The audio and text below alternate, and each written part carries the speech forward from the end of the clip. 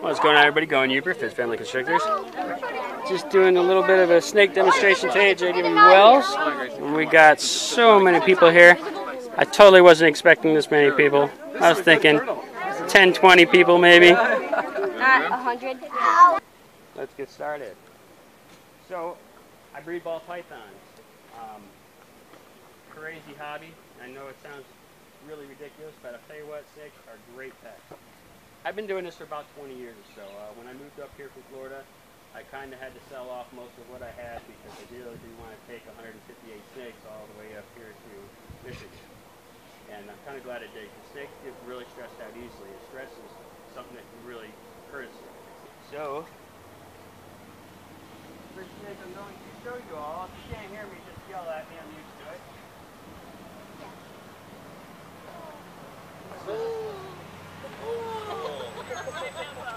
is my girl, Liberty. She's a normal ball python. The normal gene. When I say, when I call something a morph, that means gene. So it's a genetic that she carries, and hers is a normal gene. This is the very first ball python that was ever found or known of that ever got shipped across the seas because these come from Africa, West Africa. And for many years, this is the only ball python people ever knew about. Nobody had any idea that there was more than one kind of ball python. So this is what started it all. Now she's actually just starting to get in the shed, but she is such a happy snake. All the snakes I'm going to be bringing out here today, outside of the cage that is very kind and would not hurt nobody here. Again, unless you smell like a rat, if anybody's been touching any rats, they still won't bite you, but they're going to sniff you a lot. And they do that sniffing with their tongue. And you might not be able to see it, but when I come around, I'll let people hold them to take pictures or touch them if they're a little bit afraid. Do we have anybody that's afraid of snakes? I'm afraid of poisonous. Well, we don't have to worry about that. And we all are, so don't feel bad. Luckily for you all up here in the Upper Peninsula, there's no poisonous snakes at all. None. Now, I know somebody in the crowd saying, oh, I've seen a rattlesnake here before. You haven't. Stop lying to everybody. Not as of yet, anyway. Now, if the temperatures change and it gets a little bit warmer up here, then it might be possible, but as of right now, there is no poisonous snakes. You have one poisonous creature here, and somebody brought it here from somebody else, and that is the brown-leaf spider. I have yet to see any myself, but trust me, I'm sure they're here. They like damp, warm spaces, so if you do have them, they're probably in your house somewhere. Good luck. Again, this is my girl Liberty. She is 5 years old. Now, ball pythons can grow up to about 6 foot long, and some of the bigger ones weigh around 5,000 grams. This girl right here, she is a little under 5 foot, and she is, I believe she was 1,600 grams last time I checked. And she is a female, and as you can see, she's not biting me. Now, what these snakes will do, if they get scared, is they ball up. Now, none of my snakes are going to ball up for you, unfortunately. I wish they would, so I could tell you why they get their names. The way they defend themselves is they ball up into a tight little ball.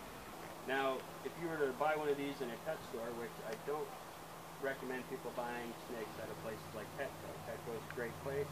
PetSmart, what do we have down in town? Mighty Pet. Great people there, not knocking them, but just because you work at a pet store doesn't mean you know what you're doing when you're handling snakes or you're feeding snakes or you're caring for snakes. So you need a little bit different care. Ball pythons use belly heat. Without belly heat, they can't digest their food. So some people will buy a snake from a pet store and they won't know that, and they're having a nice little heat lamp above, and they think that's great. But it will actually cause the snake a lot of problems because they need that heat on their belly to be able to digest that food, and without that, they get all bound up, they get sick, and they die. Doesn't make them any better or less, because I love them all. As you can see the whole time, she has no interest in biting me or anybody else. So trust me, I promise you here today, if you hold one of these snakes or touch one of these snakes, they will not bite you. Now, I won't say that for my children, but snakes won't. So let me put her away. Now I'm going to bring out Bitey McGurkin. And I'm going to actually put them on this table here and let you all come up and take a look at them, because we were not going to bring them out. Not that I don't take them out, but I don't think it's a good idea to do it in front of a bunch of people. Only because it will stress him out really bad, and he would love to bite all of us here, and he probably has the energy to go ahead and bite everybody here at least once. Really? So we won't be taking him out. Line up. I'll be last. I'll be No, I will. I'm not even using it. I'm just McGurgan. That's why I can't This is Bitey McGurkin. He is an Amazon tree boa. We have a snake. A mouse. What do you have? Snake. You do? What kind of snake do you know? But it was all gray. All gray. I have a little bit of red. A little bit of red. Now that's an Amazon tree boa. They actually get really big. He's young. Okay, And he has big, nasty fangs. It's where the ball pythons don't have fangs. They have little tiny salt teeth. And if one did bite you, you probably wouldn't even feel the teeth itself. It would just scare you because it's a snake biting you. That's kind of scary. But when a ball python bites you, and you might even bleed a little bit, but you really don't feel their teeth. You more feel them hold on to you. It's kind of spooky. And I'm not taking him out only because he'd be very hard to get back in. It took me about 35 minutes to get him ready to come here today. How come you're coming? Oh, very hard. Very hard for sure. My ball pythons stay in a rack-like system, which is basically I use 41 quart tubs that you could buy from like Walmart, or I got mine from another place, but like the ones you can get at Walmart. These little packing tubs, and they go into like a dresser type style thing where I have a little heat section for each one of them. That's what ball pythons are most comfortable in. They're most comfortable in a tight, small place where they're not going to be bothered by too much. I'm giving you the guarantee right now that if somebody knocks them up and he knocks them out of there, that's so weird. he is going to bite you. I will not be jumping in the safety right away. It's taking a minute. Huh? Well, that's a paper towel. Actually, if you will notice, you can probably wrap up on a little bit, and it kind of makes him feel more comfortable and more secure. Now, when you take him out, the hard thing about him is that if you take him out, he uses that tail like a monkey, and he will hold on and not let go. Which is really neat for him, but bad for you, because that means he can hold on to me while he bites me over and over again. Yeah, and it's not funny, because he will. He might look cute to you right now, but trust me, he's thinking about biting you. Now, he knows he's inside a container, and he really can't get you to you right now, but if I open that door, he will definitely come on out. left from Madison, my best friend.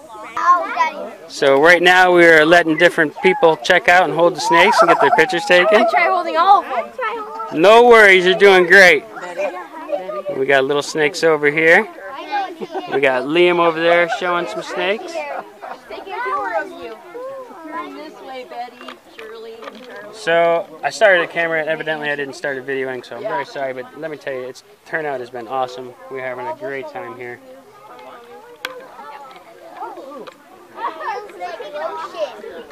Yeah. Okay, we'll get you.